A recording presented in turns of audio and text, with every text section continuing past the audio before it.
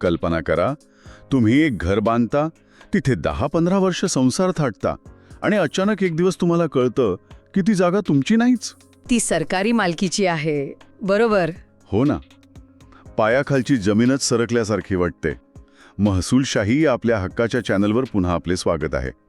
आज आपण अशाच एका मोठ्या निर्णयावर चर्चा करणार आहोत. नक्कीच. हा निर्णय हजारो कुटुंबांच्या हक्काच्या घराचं भवितव्य ठरवणार आहे. अगदी बरोबर.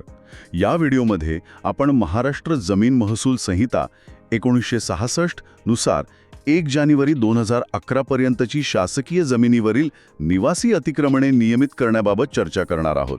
आणि विशेषतः 17 एप्रिल 2026च्या नवीन शासनाच्या आदेशावर. हो, हा विषय शेतकरी, जागा मालक आणि सामान्य नागरिकांसाठी अत्यंत महत्त्वाचा आहे. कारण यात म्हाडा, झोपडपट्टी पुनर्वसन आणि ग्रामपंचायतीमधील घरांच्या मालकी हक्काबाबत मोठे बदल झाले आहेत. हा व्हिडिओ शेवटपर्यंत नक्की बघा. कारण पुढे खूप उपयोगी आणि महत्त्वाची माहिती आहे जी भविष्यात नक्कीच कामी येईल.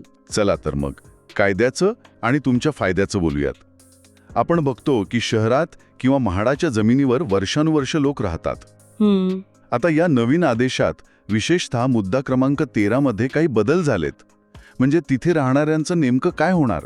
आता बघा, महाराष्ट्र जमीन महसूल संहिता 1966च्या तरतुदीनुसार म्हाडा किंवा झोपडपट्टी पुनर्वसन प्राधिकरणाच्या म्हणजेच SRAच्या जमिनीवरील अतिक्रमणे थेट नियमित करता येणार नाहीत अशी तरतूद आहे. एक मिनिट, पण मग हे तर अन्यायकारक वाटतंय.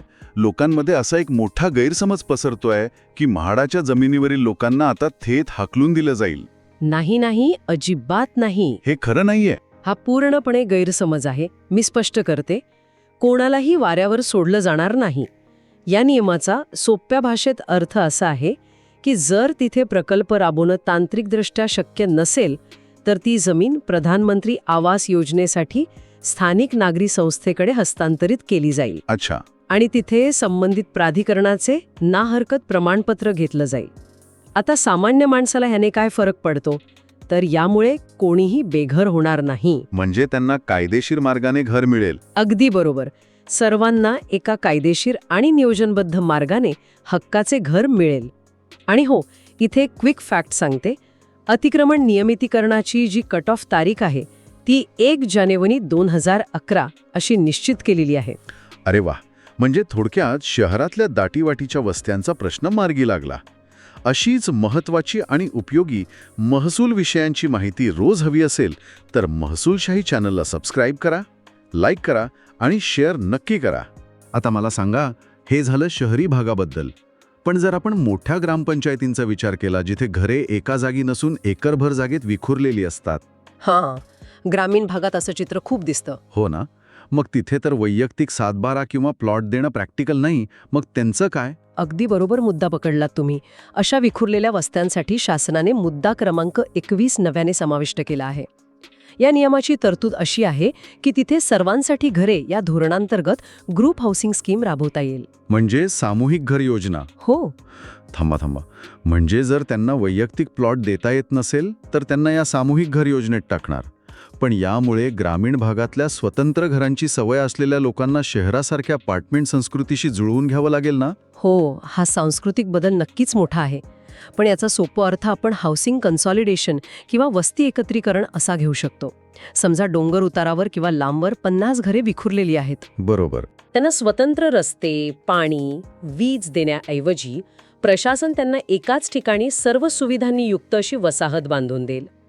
याचा सामान्य माणसाला फायदा असा की त्यांना अधिकृत घर मिळेल आणि जीवनावश्यक सुविधाही एकाच जागी मिळतील. पण याची प्रत्यक्ष अंमलबजावणी कशी होणार? कागदावर तर हे सोपं वाटतं.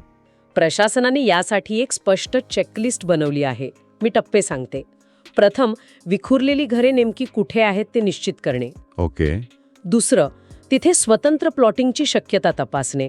आणि तिसरं, जर प्लॉटिंग शक्य नसेल तर थेट सामूहिक घर योजना प्रस्तावित करून मंजुरीला पाठवणे. म्हणजे काम एकदम सिस्टमॅटिक चालणार. तर आता प्रशासकीय कामाचा विषय निघालाच आहे. तर या आदेशात मुद्दा क्रमांक 2.5 नुसार विधानसभा क्षेत्रस्तरीय आढावा समितीबाबत काही बदल आहेत. तिथे नेमकं काय लॉजिक आहे? लॉजिक अगदी साधं आहे. पूर्वीच्या नियमानुसार स्थानिक आमदार या समितीचे अध्यक्ष असायचे. पण समजा ते आमदार राज्याचे मंत्री असतील तर साहजिकच त्यांच्याकडे वेळेचा अभाव असतो. हो, ते साहजिकच आहे. त्यामुळे महसूल कायद्यातील नवीन तरतुदीनुसार अशा वेळीही महसूल मंत्री तिथे एका व्यक्तीला नामनिर्देशित करतील. याचा अर्थ असा की मंत्र्यांच्या व्यस्ततेमुळे समितीच्या बैठका आणि पर्यायाने सामान्यांच्या घरांचे निर्णय रखडणार नाहीत. लोकांना वेळेवर न्याय मिळेल. हे खूपच प्रॅक्टिकल आहे. प्रशासकीय अडथळे दूर करून निर्णय प्रक्रिया वेगवान करण्याचा हा चांगला प्रयत्न आहे.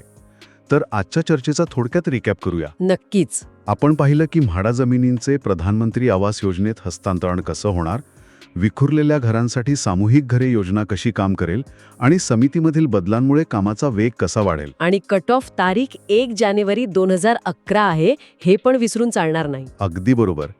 पुढील व्हिडिओसाठी आपल्याला कोणता विषय पाहायला आवडेल ते नक्की सुचवा. तसेच आमच्या व्हॉट्सॲप व टेलिग्राम ग्रुपमध्ये सामील होण्याचं आमंत्रण देत आहे. हा व्हिडिओ आपल्या मित्रांना व्हॉट्सॲप ग्रुपमध्ये फॉरवर्ड करा, जेणेकरून माहिती प्रत्येक गरजू व्यक्तीपर्यंत पोहोचेल. लवकरच भेटू पुढील भागात. धन्यवाद. जय महाराष्ट्र. जय महाराष्ट्र.